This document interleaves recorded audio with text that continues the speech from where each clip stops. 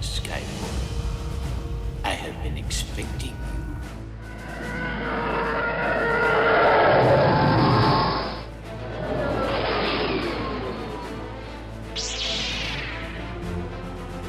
I got a really good feeling about this. Don't get technical with me.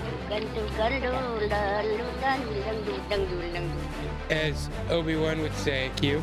Now I'm lost. What are you going for? I just thought you were going to say, may the force be with you. What does Obi-Wan say? He says hello there, but we're leaving, so why would I say that? We would be honored if you would join us.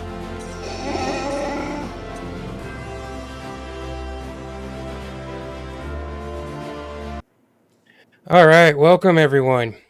I know it's been a while since we've been around, but well, we are back.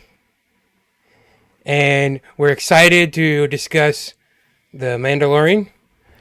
As, you know, we always do. We enjoy these shows, and we just got a huge helping of new Star Wars, and we're in for it for the next month or so with double doses of Star Wars on Wednesday. And so we are here to discuss it, our favorite parts, everything. I'm just going to introduce our hosts. On the left side, we have Quentin. Hello there. And then in the middle, we got Josiah. Good day. Oh, are you from down under now? Like Omega. Omega. Oh, that's great. So, let's dig into it. We had, I don't know. Okay, let's start off. How did you guys first watch the show? Which one? Well, okay. Which one did you watch first? Mandalorian. Yeah. Yeah, that's true. So I stayed up. I stayed up till midnight to watch it on Tuesday night. Watched The Mandalorian. Then I went to bed, and then I watched Bad Batch in the morning. And I was kind of disappointed because The Bad Batch was a great episode to have watched at night. Mm-hmm. It was a good horror episode, I thought, and I really enjoyed that. So how did you watch, Q? I just watched in the evening with my wife after work. Nice. No fanfare. Sit down. Didn't sit down with a glass of whiskey or anything, and No. Diet Coke. I don't know. Tell us Nothing fancy. everything. People want to know. So, my wife and I, we stayed up till 1 o'clock our time. So that was actually kind of rough because we were like so dead, but we're like, we have to stay up for this. And so anyways, Yeah. It got to like about midnight and we were just like, oh man, how are we going to do this? So we ended up watching an episode of this other show. I don't even want to go into it. But anyways, we had to watch something. So we watched this show and we were just like, anyways, it was the crazy thing is after that show, it was like 3 episodes of like a docuseries. We're like, oh my goodness, now I want to know what happens next. But we're like, no, we gotta watch The Mandalorian. But anyways, we're like, we needed some sort of like episode fodder before Mandalorian, and then it ended up being interesting. But anyways, yeah, so we watched it at 1. And then, we crashed after that. In the morning, we watched Bad Batch, and then we watched Mandalorian again with the kids. So, Yeah, that's the kind of. I think we had discussed this before when we were talking about Andor, but yeah, Andor wasn't really a kids one, but Mandalorian is definitely more geared towards the kids, of course, with Grogu and everything. So yeah, that's great. Yeah, we videotaped it because we knew that they were gonna love it. So we videotaped the kids, when they first saw Grogu, and then when they're trying to work on in the little droid shop or whatever. Yes. And man, the kids were just busting up laughing, and Kayari thought it was like the best thing ever, and they're all saying like "bad baby." I thought for sure he was going to try to eat one of them. Yeah, right. Yeah, I was a little worried. That might have been his next move. After the hug. Yeah. Yeah, he's just hugging them, and it's so funny because you totally see that, like Grogu being how small he is, and then getting just another instance of why they're so small, Yeah, I just saw the chat right or how now. small they are.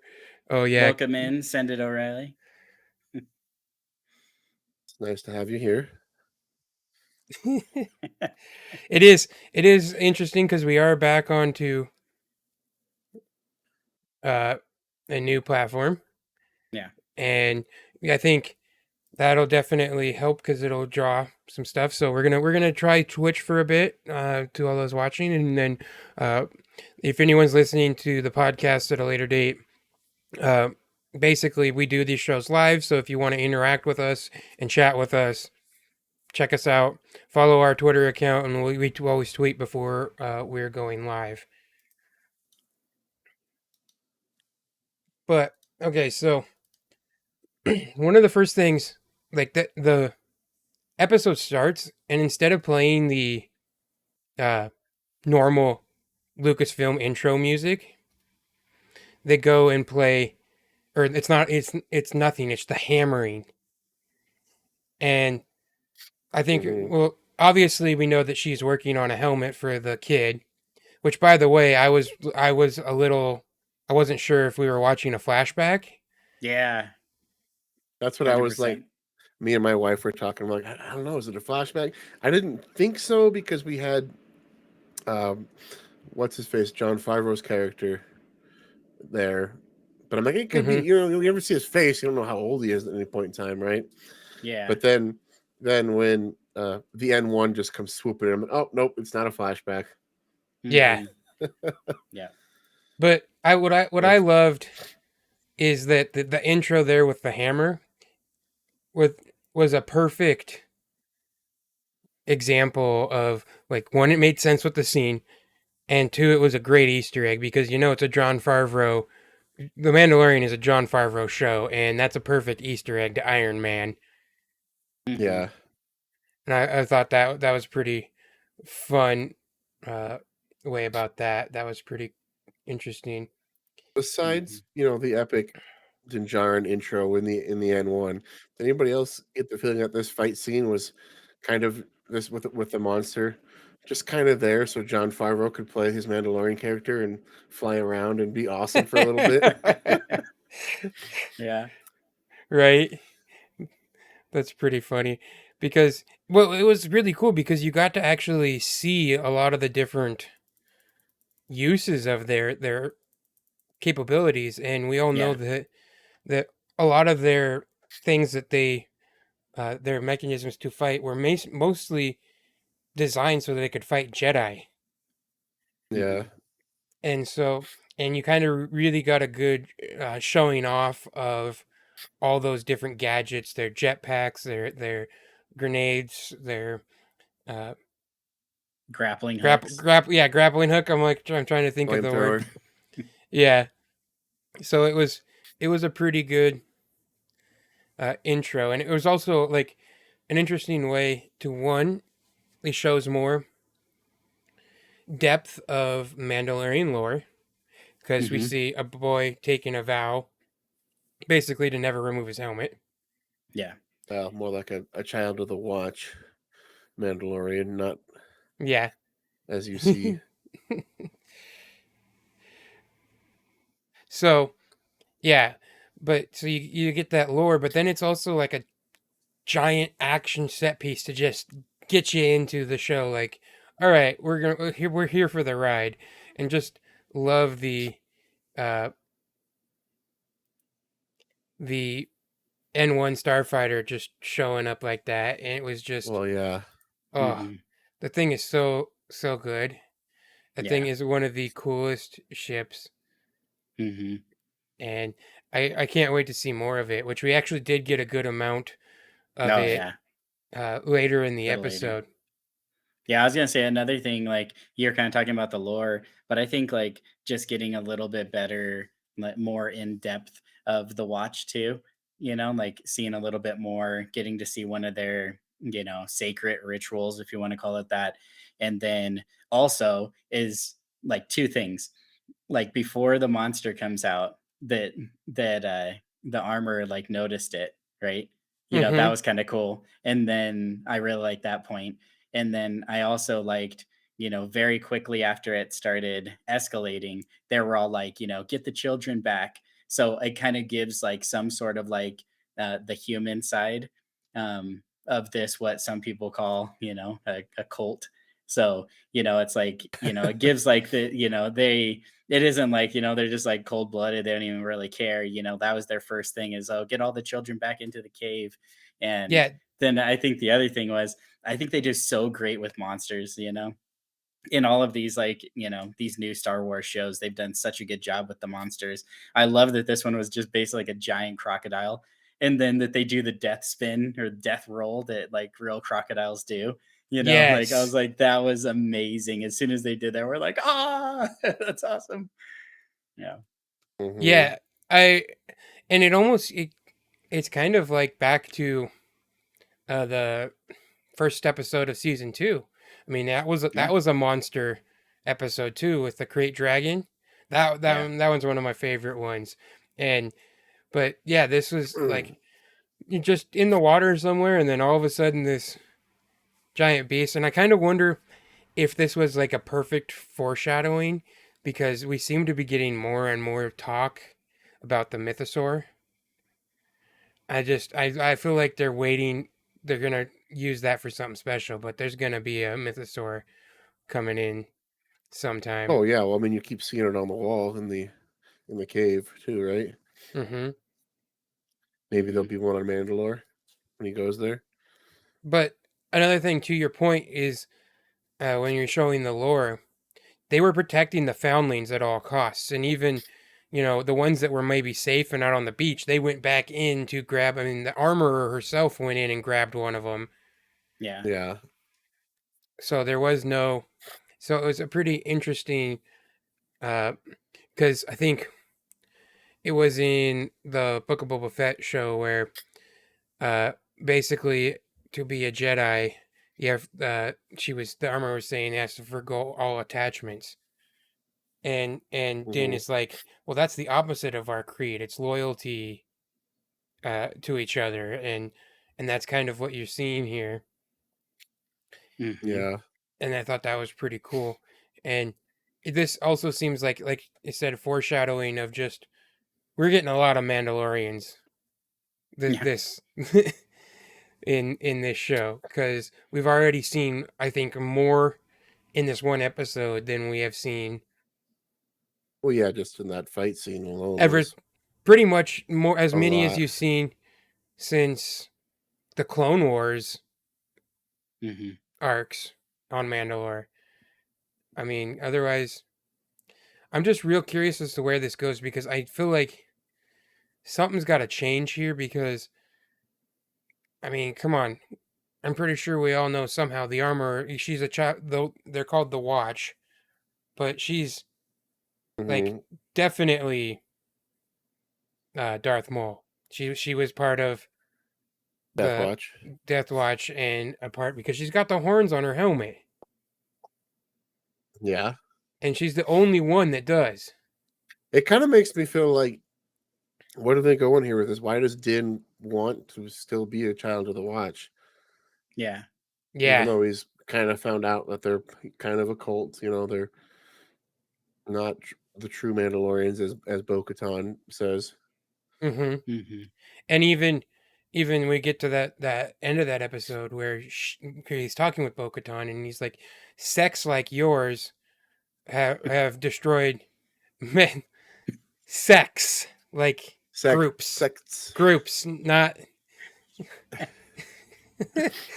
Sects.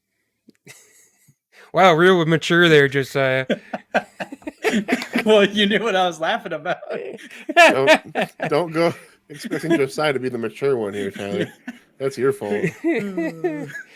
But So she anyway. says groups, but she does use the word sex, so that's why I used it.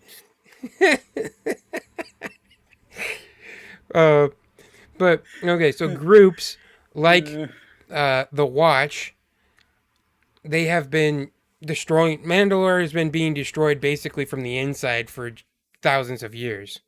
Mm-hmm. And so it's kind of, I think what we're going to see is Din is basically going to have to unite them as a people Yeah. in order to push the story forward. I feel like that's where the story is going. And but I also was kind of curious because that's according to this episode and all the trailers we've seen, that's the idea of what this season is going to be about. Is about him redeeming himself. But maybe I think that's kind of a misdirection because I feel like, well, why give away the purpose of the story? Is he just going to get redeemed? I mean, and the Mandalorian has always been good about basically misleading us of where the story's going to go. Mm-hmm. Yeah. And so, I mean, they did it with the very first episode. Everyone thought it would be a bounty hunter movie, and then it's Mandalore protecting Grogu. Mm-hmm. But Yeah. so I think I could see it becoming him trying to unite all the Mandalorians together because I feel like this is also kind of leading up to like a prelude with the Ahsoka show coming. Mm-hmm. Oh, I mean, 100%. Did you see the huge Easter egg in there? The start, I think so, but go ahead. the Purgle Yes. when they were Yes. traveling through hyperspace, like that was totally a link to Yes. Ezra Bridger, which is That a was- link to the Ahsoka show. That moment was so cool. I got like goosebumps. I was like, "Oh." Mm-hmm. Yeah. That was a weird noise. Yeah, I liked also, like, since we're kind of mentioning it, I love the difference. You know, you can see the relationship between Din and Grogu has like changed a little bit. He definitely is like more of like a dad. You know what I mean? Yes. Like, even like, you know, the way that he treats him, but then also just along the way, he's like basically narrating what's going on and explaining to him and teaching him different things, which is really cool. And so I was gonna say, like, I like that when they go to see Bo-Katan, like they're flying in. He was like, "And that is a Mandalorian castle." that was Yeah. pretty funny. Well, yeah, because he's treating he's treating Grogu like a foundling. Basically, Yeah. he's become his dad, and he's just gonna train him. hmm And so Send Daddy It Mando. says even the name is misleading, calling the Baby Yoda show the Mandalorian. Yeah, it's true. That's funny, but yeah, I mean, I wonder the confusion of people who didn't watch Boba Fett. Like, did we just spend a whole Oh. season watching him trying to get rid of him? Yeah, that here is he is. actually true. And I seen some people talk about that, and I was like, yeah, you pretty much need to see, you know, the end half of Boba Fett to kind of understand a lot the of last stuff. 3 And then- episodes. yeah, because I was even thinking, you can see underneath Grogu's little potato sack that he has like the mesh that he was made, you know, too, you know. And I was Yeah. just thinking, like, you know, like all of these different little pieces, you know, you definitely can't just jump in on this. You need to have seen obviously the Mandalorian, but then also little pieces from Boba Fett as well. Yeah. Yeah, and I see a bunch of people complaining about that, and I'm just like, are you guys not watching all the Marvel shows? I mean, this is kind of par for the course. If you want the whole story, you gotta watch all the stories. You got to watch She-Hulk. Haven't done that yet. That's okay. You're not missing But much. it's I mean, if you really enjoy this show, then how do you not Yeah. like want to watch Boba Fett? Or the Mhm. simple fact Right. that if you like the show about the Mandalorian, why wouldn't you watch the one other show about the other Mandalorian in the universe? Yeah. Right? Yeah, the OG. Yeah, exactly. Even though he's just a clone. How dare you?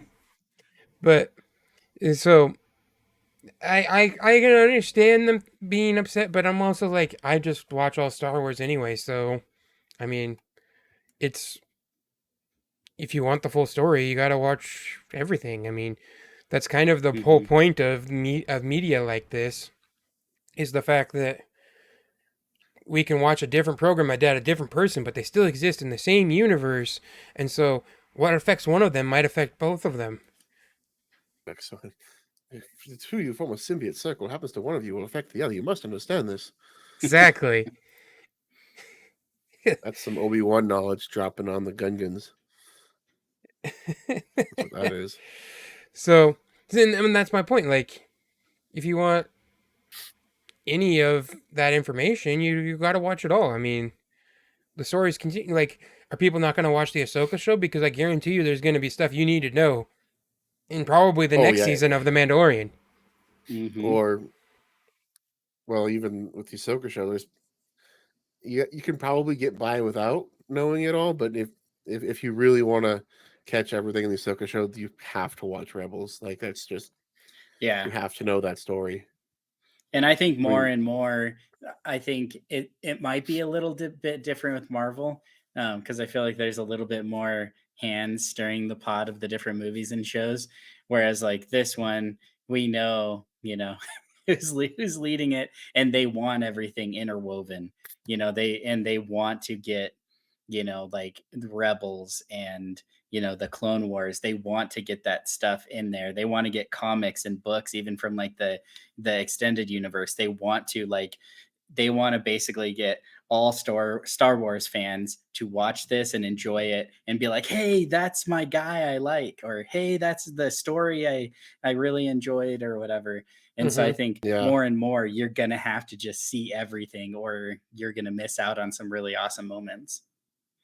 And I guess it might be a little bit harder in Star Wars than it is in Marvel, because while they have had some movies that take place that have come out that are newer, that like I think Captain Marvel, and they were like, okay, but in the timeline it technically places like the third movie or something like that.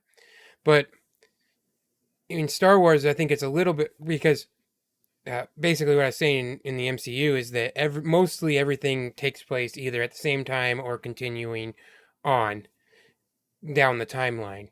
Whereas Star Wars, especially because we have the sequels, Mandalorian is taking place in between that time somewhat, and so it might be a little bit hard to follow, especially because I don't know if you saw, but recently Jon Favreau said that the first 2 seasons of The Mandalorian took, he said, many years, so I'm thinking like 2 or 3 years. But then he also said that Grogu trained with Luke for 2 years before he came back to Luke, or before he came back to Din. You muted yourself, Q. When I first heard of that, I'm like, I don't know. It seems weird that he was gone for that long. I don't know. Yeah. They're like, so he spent 2 years on his transport back to Tatooine. Right. Because I think that is going to play a role to some extent, because I feel like I've seen it in a few of their different interviews where they specifically made it a point to say, he trained, so it's going to be a little bit different. I was kind of hoping, maybe a little bit, I don't know, older, like Grogu, a little bit something, and maybe throughout the course of this season, we will see. But though I love baby Yoda, I would eventually His name is like Grogu. to see. I would eventually like to see not baby. That would be really cool to see. Yeah, it's kind of like Groot, right? Groot, little like baby Groot was cute, but then it's kind of cool to see him progress too, and it gives it adds humor to like, oh, he's like an adolescent now. Oh, now he's like a teenager phase or whatever. Like it'd be kind of cool to see like that with Grogu, but obviously that would probably either mean time jumps or multiple more seasons, or we're gonna have to see Grogu in other shows. I wouldn't mind seeing, because there's also been rumors that Daisy Ridley's going to come back. What if that was the time jump, and you could say, okay, well, Mando would be over 100 by now, so he's probably dead. Not necessarily. Yeah, I guess. I don't know. 'Cause he was a Especially child because during the Clone Wars, which would put him what? he's almost 50 35? now. You think that old? Well, considering they're saying that the first 2 seasons took many Well, yeah. years. So we're like 9 years after Return of the Jedi right now. And I'm kind of thinking like think of like how old Pedro Pascal is. He's getting Yeah. I'm pretty sure he's close to 50. And so it kind of Yeah, just fits. so putting it after the sequels would probably put him around like 70, 80 maybe. Yeah. I don't know. Wait, how do long, we how ever long do see Mandalorians live? do we see old Mandalorians? They usually No, they never die die. of old age. Yeah, they die in don't. combat long before that. Yeah. Exactly. In honor. Yeah. So there's no such thing as an old Mandalorian. Send it says Grogu spinoff. Yeah.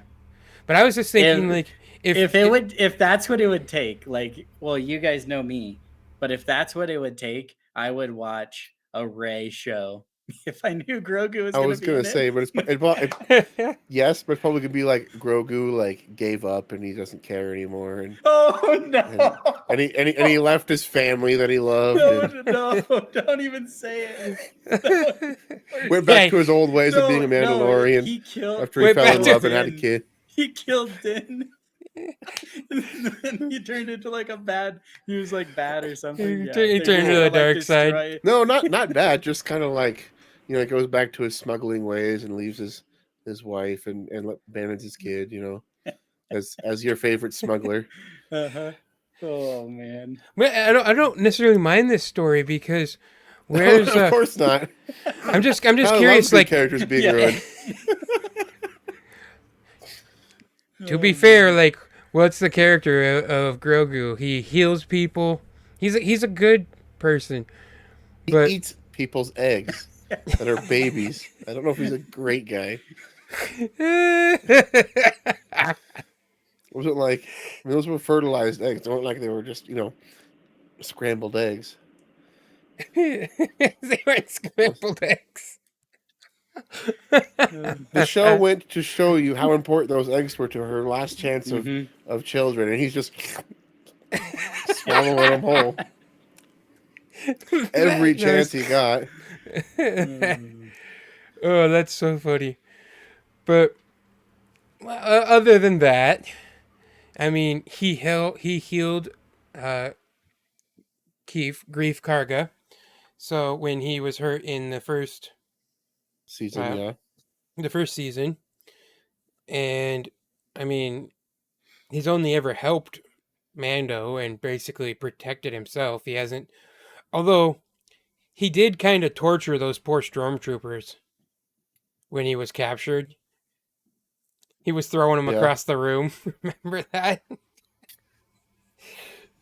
But so it's kind of interesting if he's trained, he gave up the Jedi.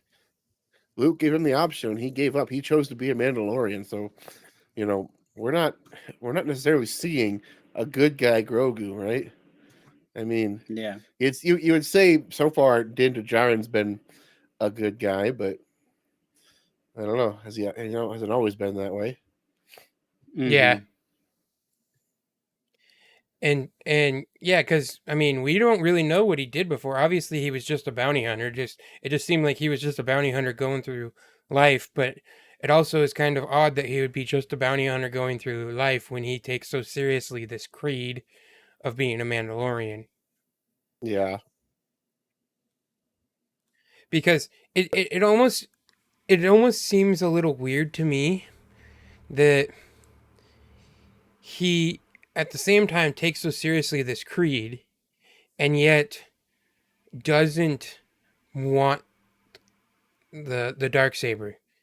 When he was first got it from Moff Gideon, he was going to just give it right to Bo-Katan. He's like, no, you take it.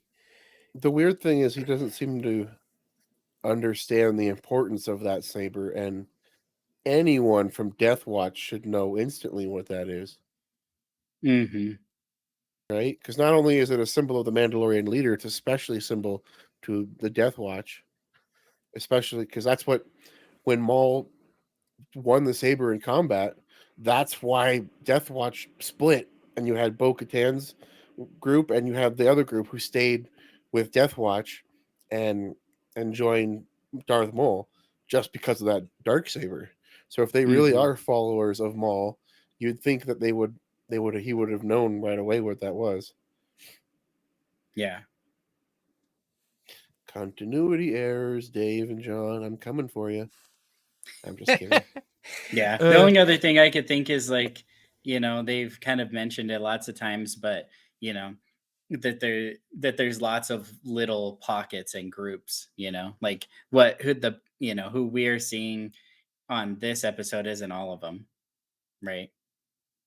There's there's other little pockets and stuff.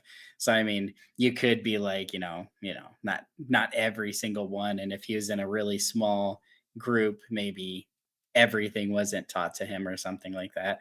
But either way, I think once again they're playing on that fact when he is with Bo-Katan on this one, just being like, yeah, you still have that thing, yeah, why don't you go unite everybody? It's like, right. And hola, it sounds like Claire is saying hello. How's it going? I understand that language. Oh yeah, what does it say? You wanna say it for us? Yeah, so the translation is hello, how are you? Oh, well, I think we're doing well so far. Yeah, I think it's going good for our first time in a while. Mm-hmm. Getting rid of some of the cobwebs on our microphones and headsets. Yeah.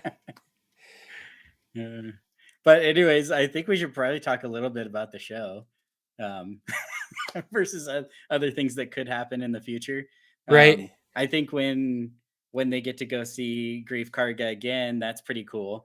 Now everything's way different. It's all green. They got trees and shrubberies and statues. And I love that shot when they're entering Navarro, where it's they're coming into land and it's cloudy, so you can't. What you're focusing on is the instruments in the N1, just for that cool like retro nostalgia feeling.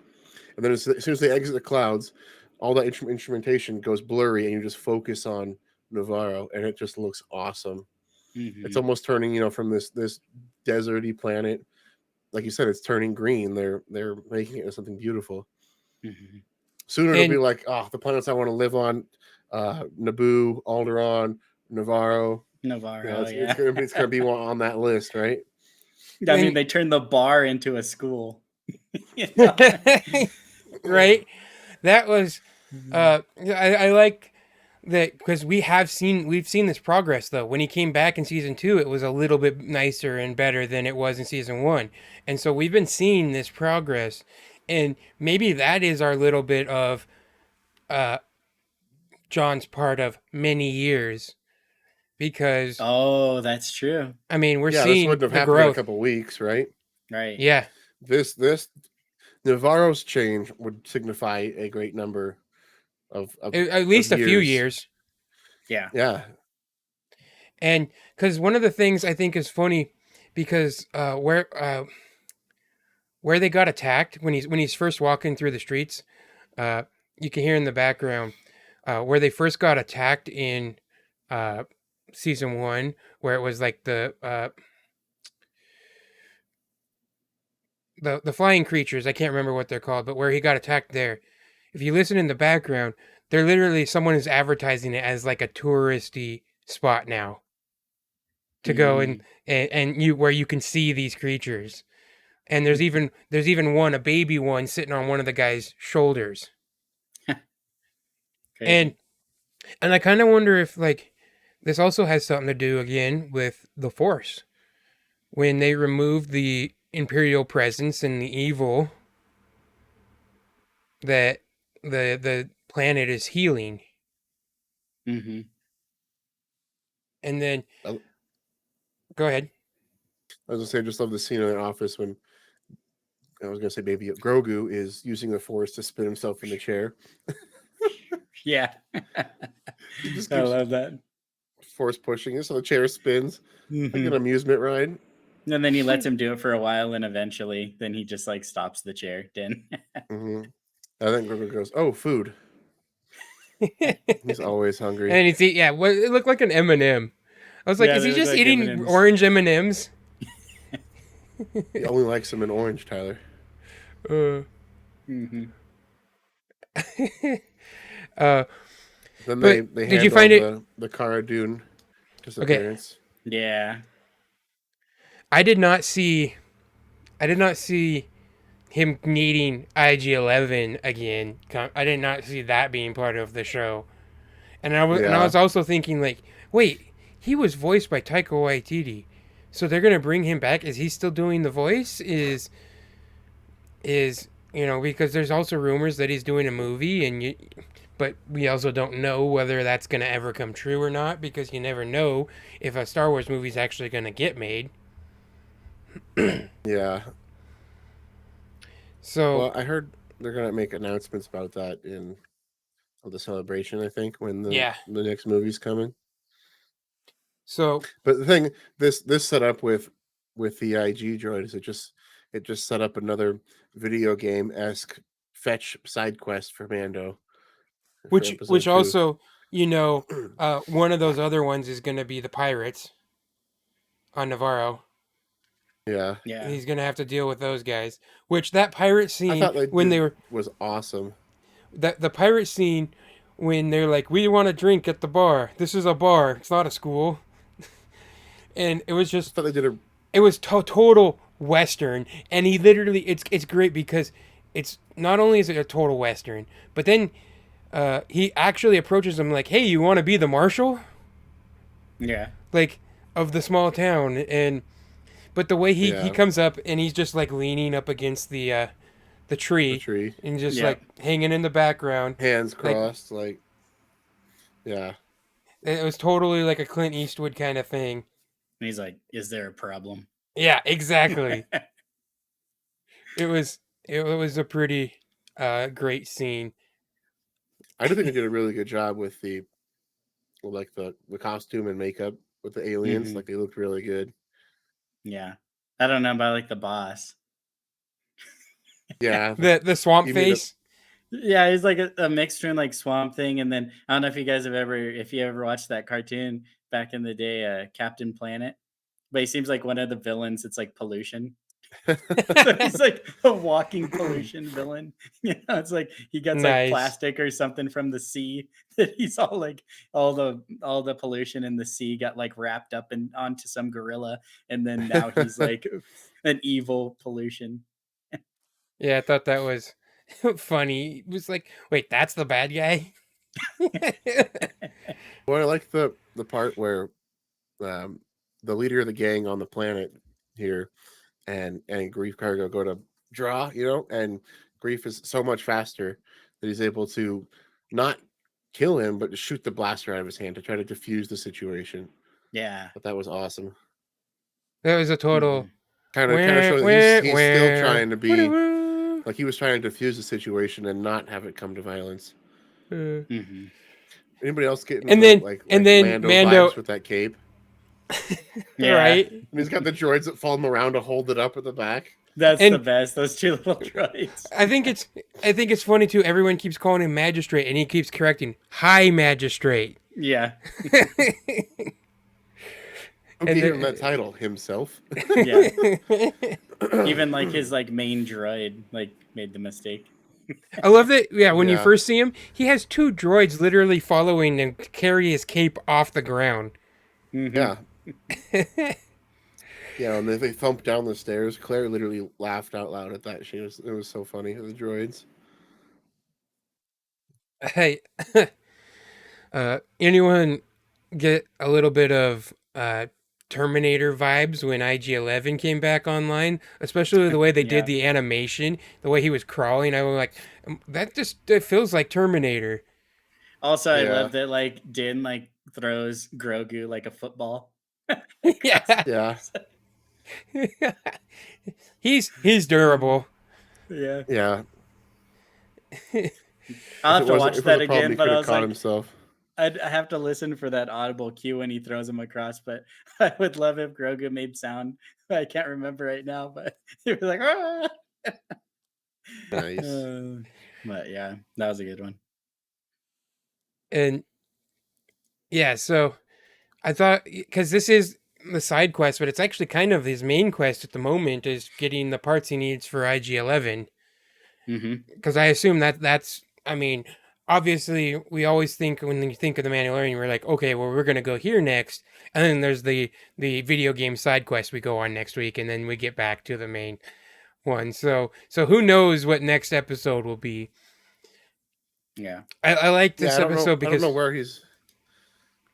where he's gonna, like, as soon as he's like, I know how to get parts. I'm like, oh, it's the Jawas, right? Who's gonna right. get better droid parts?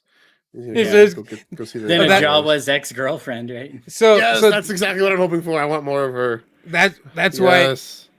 he's going back to Tatooine, because we know he is, because we've seen the trailers with her in it where she says, "May the Force be with you." Oh, right. Oh, well, I mean, she has to be in it, right? There's no way she Yeah. can't be. She's Yeah, I feel like she is she's the main side character of the show.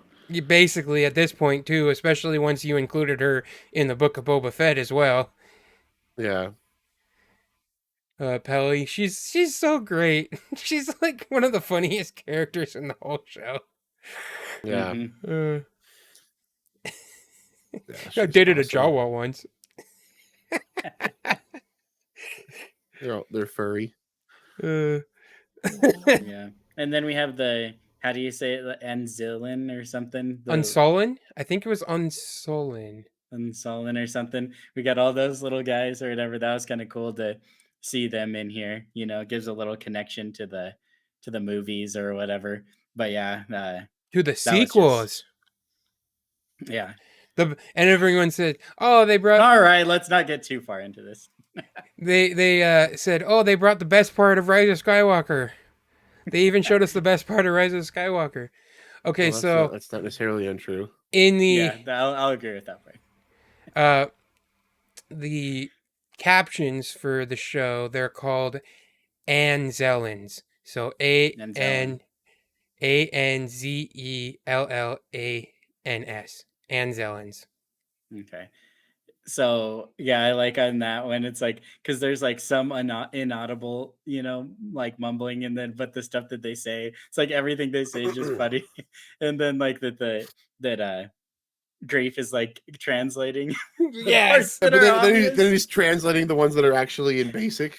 Yeah. Yes, he's like, translating the ones we can broken, understand. No fix. And it's like, oh, they said it's broken. You can't fix it.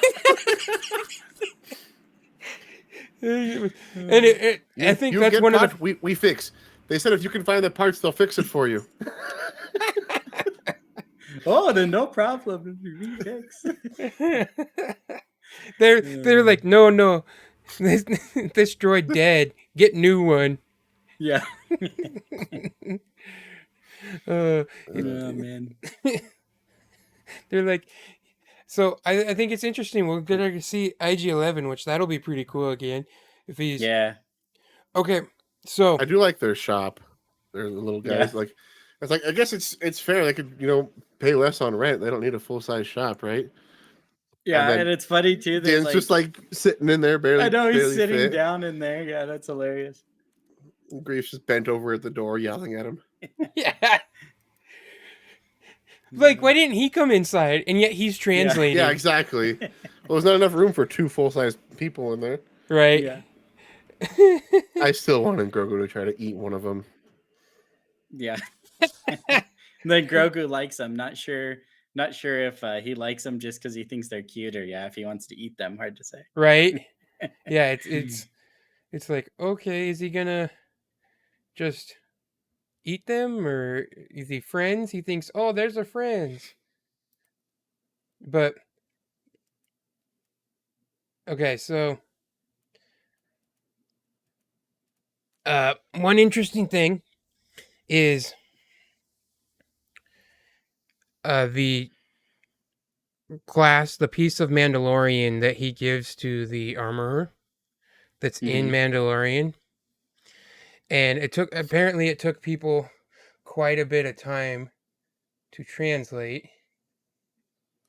And I'm just going to try and find what the translation was. Okay, so it was I found it, but what's inscribed. They had to like flip it around and then flip the image again in order to like get it so they could read it and translate it. But the Mhm. funny thing is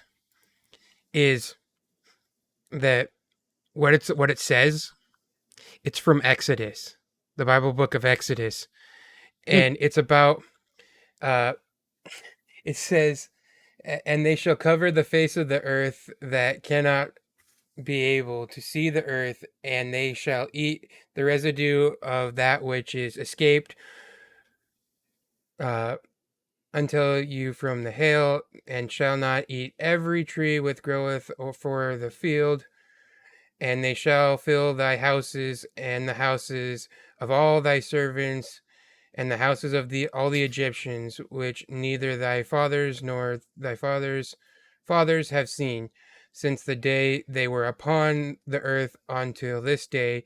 And he turned himself and went out from Pharaoh. So basically, this is like this is such an interesting thing because only Dave would have really dug this deep into it, Mhm. because this is something that George would have done.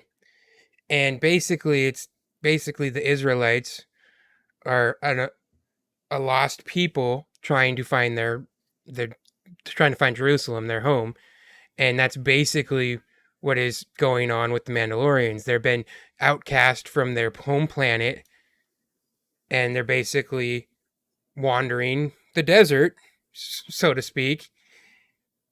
And it's like it's such a fitting thing. It's kind of interesting, and Mhm. because we all know that like George based most of all of his stuff off of mythology and religion and stuff, and so it's kind of an interesting idea to basically foreshadowing, because this is foreshadowing. They're making the uh,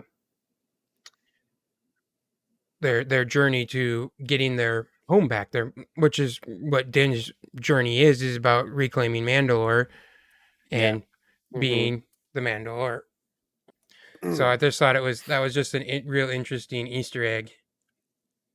Yeah, I was just thinking about it too, because obviously we're gonna see the pirates again and stuff like that. Did you guys, or have you guys seen anything about like who's gonna be directing all of the episodes this season? I did. I don't have the I list in haven't front looked of me. into it. I don't have the So list in front of me, but it looks good. I know it's like three. I think I want to say it's like 3 episodes from now or something. It's Carl Withers.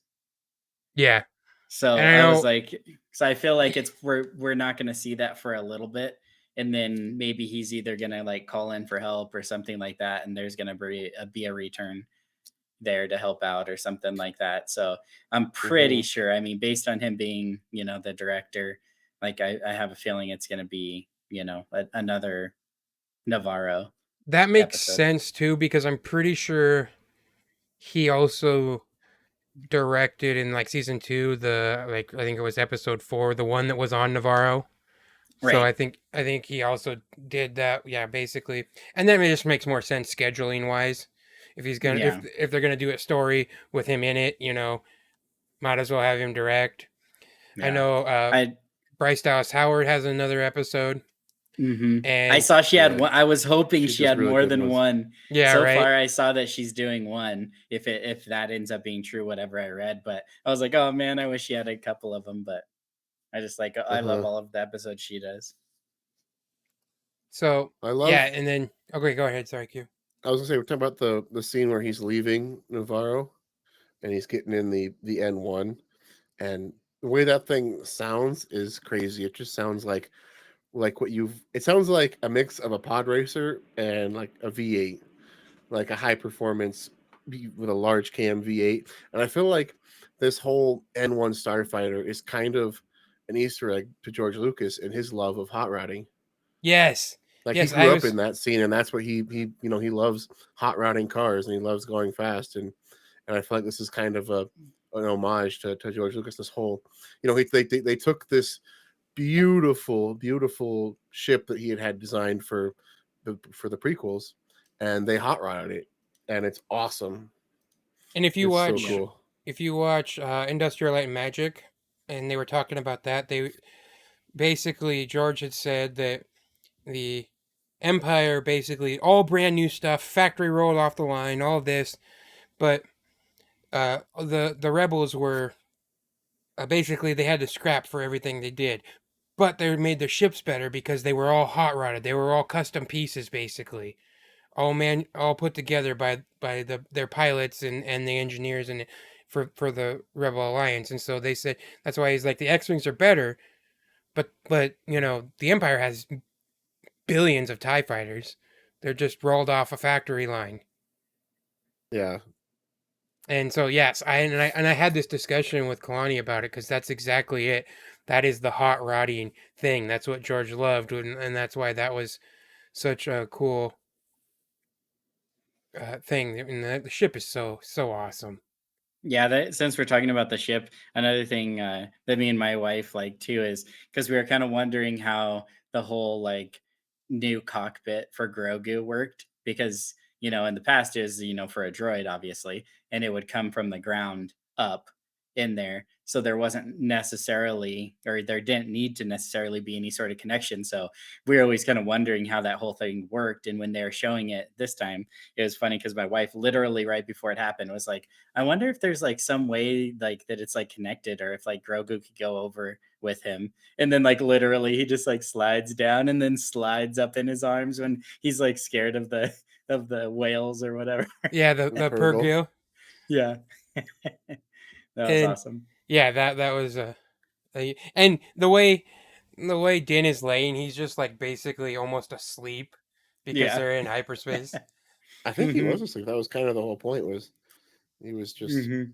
Well, it's hard to asleep. say with his helmet on, but yeah. Yeah, but that's true. it did appear that he was sleeping maybe because his head was even kind of like cocked. to Yeah, and the he side or I don't whatever. think he even moved. Yeah, No, he was just chilling. yeah, I think yeah, that's good. and then it's kind of interesting the way the episode ends because it ends with him going to talk to Bo-Katan and Hmm. basically asking for help. And she kind of just poo-poos that. She's just like, "No, I don't want to help She's you." just all depressed and upset. Yeah. And she You can didn't kind of want. skip over the space battle. Oh, that's yeah. Sorry, go ahead. I- Yeah, that's important. I do love space battles. That's true. It was, And it was this kind of seemed similar to what we were just saying. It seems like these pirate ships are just normal ships that they bought. When his is completely custom. It's not even like a little bit custom. His N1 is like completely custom. I love when he right before he like floors it to start flying quick, Grogu like slides right up so that his uh ammo holster is just like a seatbelt for Grogu. yeah. And he's like flying upside down. Grogu's got his hands in the air and he's like they're doing like rolls and stuff. And I just think Man, And that's then you see amazing. it was funny. you They're see like, him- anyone seen see the him try some Mandalorian? And spinning, then that was a another pretty ship good trick. explodes. Yeah, Yes. that was great. Man, I love like just like how skilled he is in it too. Like it's awesome. It gives you kind of like some flashbacks of Jango Fett. Like Yes. it's Yeah. just kind of cool. Like that he's skilled because he's skilled. You know what I mean? Like it has nothing to do with the Force. Like Anakin being so skilled. But maybe he's naturally skilled in some sort of way, but he also has the aid Yeah. of the Force. Whereas this, he's just like legit. Like he's just a really good fighter. Not like beyond broken like some of the Oh like, yeah, certain he's certain I pilots mean from the future. he's probably like 10 steps back from Poe, but Yeah. Poe I just they love would have all how died when nimble- Poe looked at him. How Yeah. nimble the N1 is and yeah, just the I- moves it makes is so awesome. And it's I mean the color scheme matches his armor too. Like that's yeah, it's like that's like something you do in a video game. Let's make sure my ship matches my armor. yep. Well, I like that he's got those little tiny yellow stripes on it. But if you actually looked closely, I think you can see it good in the episode in the Book of Boba Fett when they're making the ship.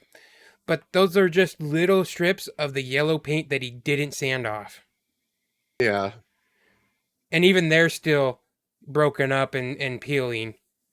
And so that was like I thought that's pretty cool because it left a little bit of the original ship there. And so it's just to remember to where you came from, and then that's the little bits of pieces that remind you that the ship, what it was before it was hot rodded. Yeah. Mm-hmm. Well, then And I you see also the. Oh, go ahead. like the fact because in that episode where they build the ship, and he's just like, it's really responsive, and she goes, you're used to flying a gunship, to me this was like when you're used to driving a car, but now you're in a crotch rocket. Mm-hmm. You know, now you're in a super bike that's really nimble and can make all the and I thought I was just what it seemed like, and it was just pretty cool. That's why this ship is so awesome. It also doesn't hurt that the N1 Starfighter is one of my favorite ships in all of Star Wars. Mm-hmm. Well, yeah, Yeah. And it doesn't hurt Lego sales either. it definitely does not. Nope. Mm. And so I like how this episode kind of left off of like we understand where the story's going to go, and yet realistically we have no idea what next week will be, Yeah. Right. because it just doesn't.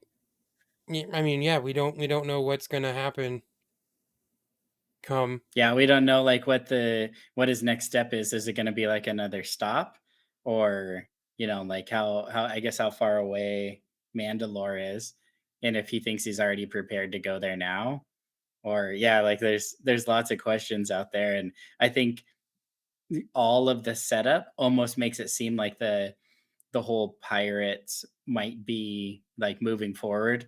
But if we go by, it's a few episodes away that Carl Weathers is going to be directing. We like no, next episode might have nothing to do with anything we've seen, like in the I first episode. I think I'm gonna say what my guess is, and I'm pretty sure he's going back to Tatooine next episode, and then we're gonna see Pelly in the next Mm-hmm. episode because he's gonna go to her to try and find the droid parts. And Hmm. maybe another adventure in Tatooine where he has to go find the Jawas out in the Dune Sea or whatever to get his parts. So Yeah. how far is this from the sequel trilogy starting? It's hard to say because when the show first came out, they were like, it takes place 5 years after Return of the Jedi. But then Force Awakens was only supposed to be 30 years, wasn't it, from Return of the Jedi? 30 or was it 20? It's like the prequel original I thought it trilogy. was 30. I'm not sure. I thought it was Um, 30. Let's I'll look look this this- up. Even just Star Wars timeline. Oh, we're looking this up. One interesting thing. I don't know if this is like on purpose or if it's just kind of random, but they talk about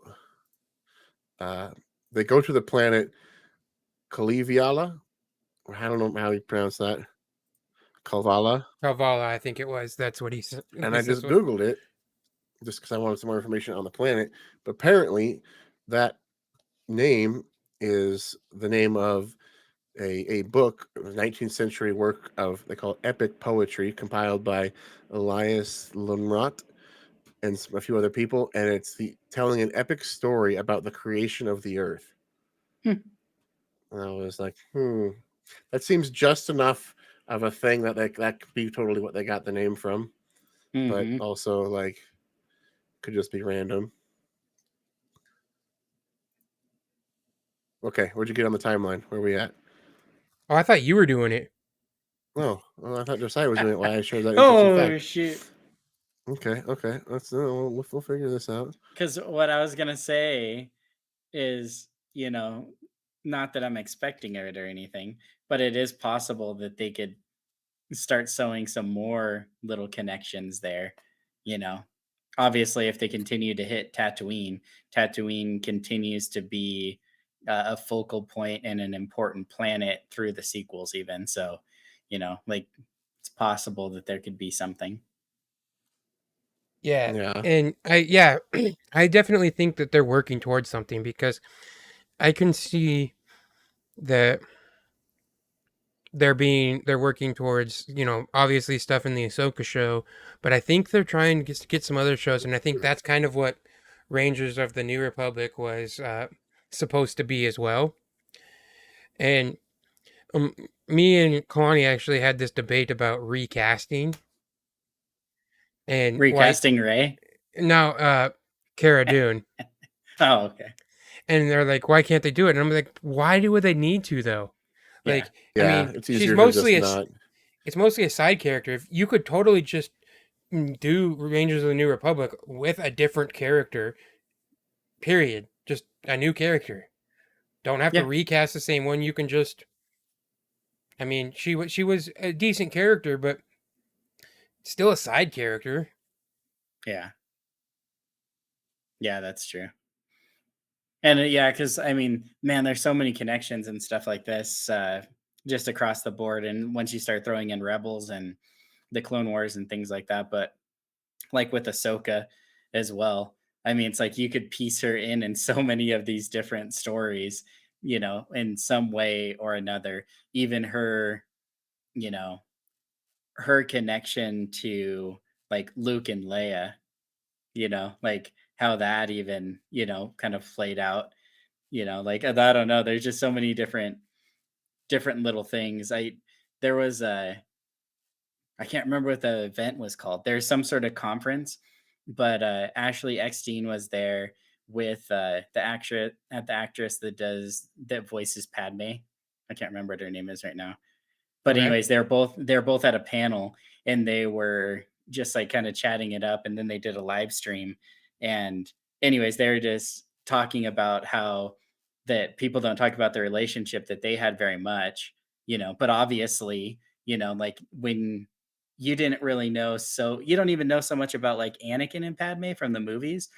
But then when you see all the shows, you're like, oh, okay, that you can understand it more. It's like way deeper, and even with like Obi-Wan and stuff like that.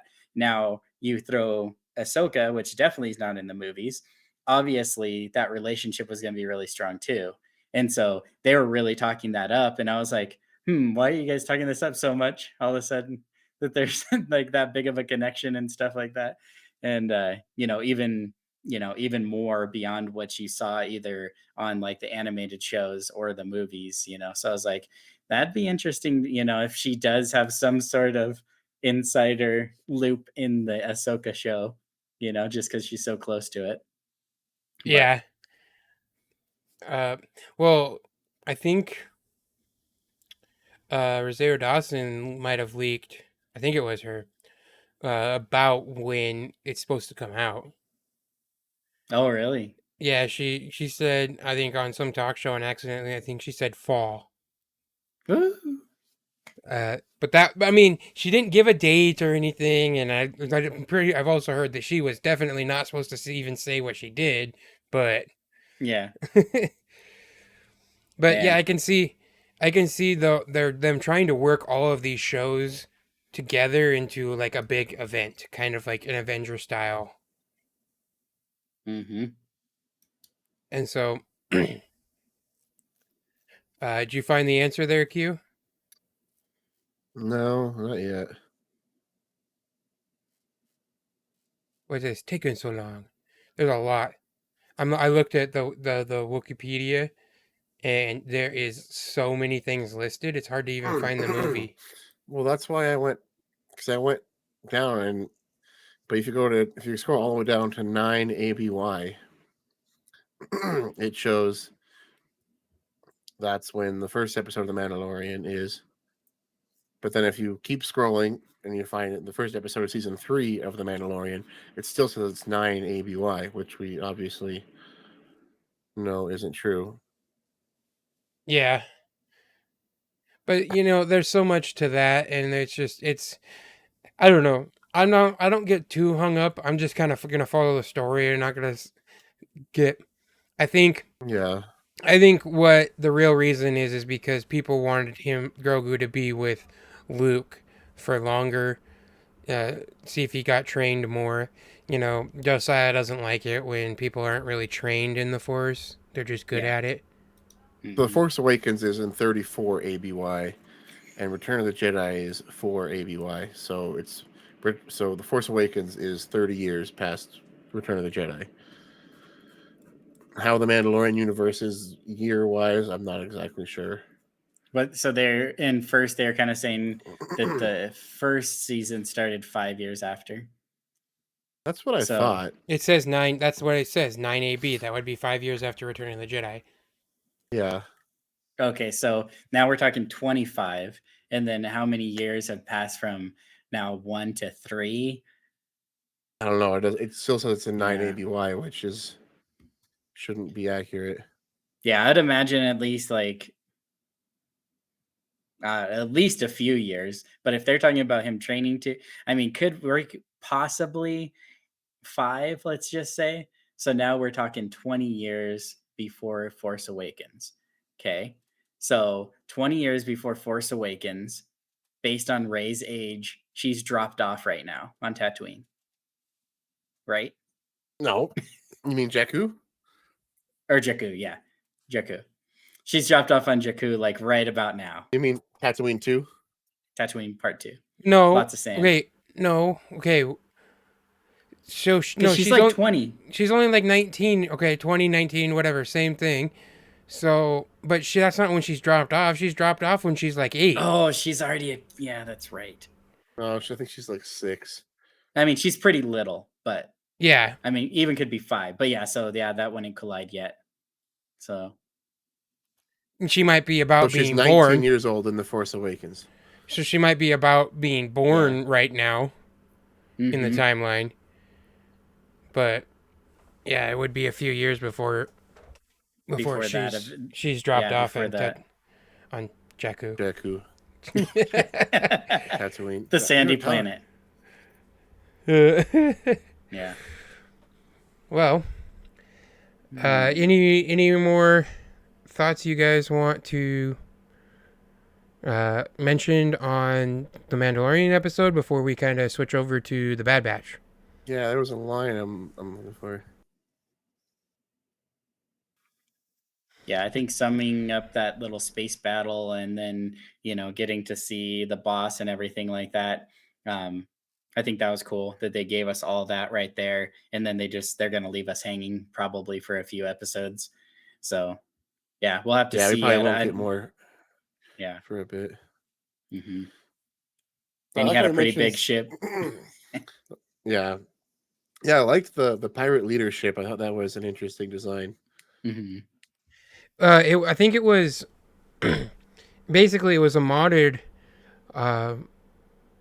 something from the separatist side. It was a separatist, it was it was a little different, but it was an old separatist ship, I believe. But it's kind of funny that the rebels and the good guys would have leftover stuffs from like the Republic. And then the pirates and stuff take all the separatist stuff. It's kind of like the circle of good guys and bad guys. Yeah. Did you find what line you're looking for? No, I thought there was something to mention the size of an army that Bo-Katan had, but he just asked what happened to your fleet, which calling it a fleet in itself means it's pretty manageable size. Like, you don't get to be called a fleet with 5 ships, right?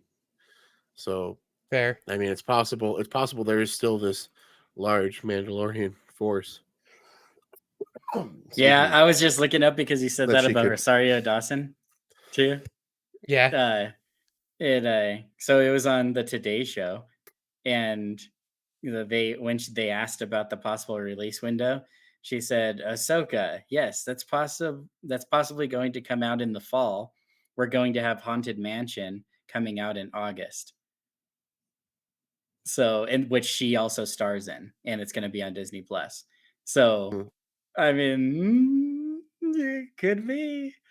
That'd be really bad if she did that, right? but- Yeah. It's There was been confirmed we're getting Ahsoka this year, so saying fall is Yeah, not really surprising.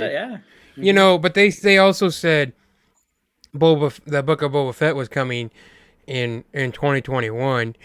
We got it in December, They literally the last said at week the of end December. they said December 2021, and then it was literally, it wasn't the last week, it was like the 29th. Yeah. And that was like the day the first episode came out on like Mhm. December 29th or something like Yeah. that. So it's good, kind of funny. Uh, all right, let's. I still do love the artwork at the end of every Mandalorian episode. I know, so good. That is true. Just and it kind of gives you more of an insight of like what they were thinking and how they were doing with their direction, and it also gives you like you can totally see out when you draw up these images. You can see how they can like draw these images and then write the story through these images, and it's a really interesting way, and it's another one of those behind the scene things that it's pretty cool. Well, I always like because concept art like this has always been massive for Star Wars. You could honestly thank Ralph McQuarrie for Star Wars getting made. Those images that he made for George to present to the uh, the studios were just wonderful. Mhm. It's oh my god, Anthony Daniels credits that painting for drawing him in to play C-3PO. The painting of C-3PO and R2-2 walking through the desert. And it's so yeah, you could concept art has always been a huge direction, a huge influence on Star Wars. I love looking at old Ralph McQuarrie drawings. It's just fantastic. He's so talented. Yeah, and obviously he's passed away, but they're just the way they've continued to do this kind of stuff is pretty cool. And what we're also seeing is they're taking a lot more of his pictures and his concept art. They changed a lot for the original Star Wars and stuff, but you're starting to see them add more and stuff that looks more accurate to his actual photos, just like the droid in Rebels that they just took straight Mhm. out. Why is his name escaping me? Zeb. Zeb is a Yeah, character. it was originally designed to be Chewbacca. Yeah, Mhm. and Yeah. so and I love Zeb. He's one of the best characters. and but yeah, and then so they've literally taken that stuff and just put it into the shows, and so it's pretty interesting. Uh, Yeah, I think we've summed up this episode. It was an awesome episode. We've got a good starting point on the season. Uh, and I'm excited to see kind of where it goes from here. Yeah. And I'm also excited to talk about what we're going to do next because, as we know, for all of March, we're going to get an episode of The Mandalorian and The Bad Batch every Wednesday. And that's exciting. So let's switch over. We are going to do our Bad Batch discussion. So I think the episode